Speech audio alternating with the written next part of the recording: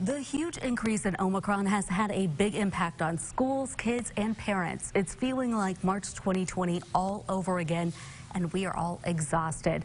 Dr. Nahid Kumar joins us from UAMS with how we can help our kids, as many of them are pivoting back to virtual learning.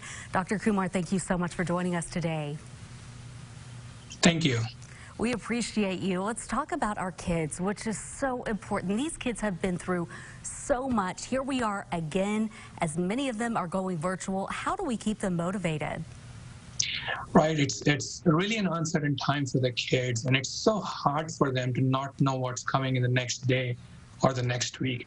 The most important thing that parents and teachers can do is talk to them about this uncertainty and help them develop ways to deal with it.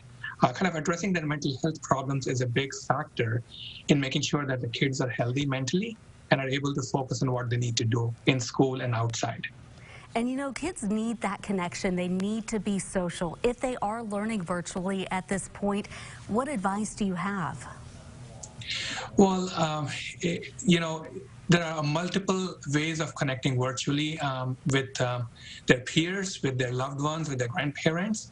And people can get very, very creative. We've all seen those drive-through birthday parties or graduation parties. And that's just one example of how people have creatively come across with maintaining those social connections. So kind of working through with kids and letting them know that the milestones in their lives, the school milestones, the home milestones are really important, and give them opportunities to connect. Absolutely. What is your advice for parents out there who are feeling exhausted? They're feeling like this will never end at this point. Right. It's almost like learning how to live with the virus. Right. We all need to develop, as our kids, we all need to develop our ways of taking care of ourselves and reminding ourselves that the world is not ending. Right. There's hope. Even if the virus continues, we can still have a good time. We advise people to get vaccinated and socially distance. And with that, they can actually continue to lead somewhat normal lives while the virus exists. Wonderful advice. You are a child psychiatrist, an incredible doctor, much acclaimed. What is some other advice you have just for kids who have been living through this pandemic over the past few years?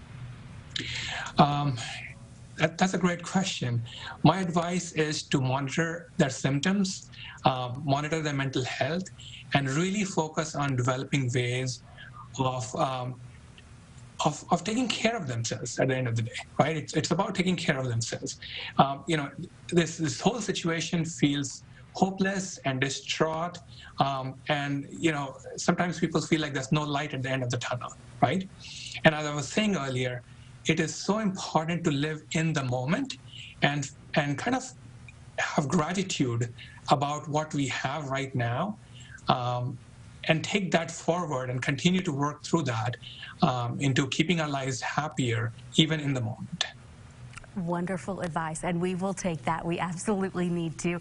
Thank you so much, Doctor. We appreciate you joining us from UAMS today. Thank you again.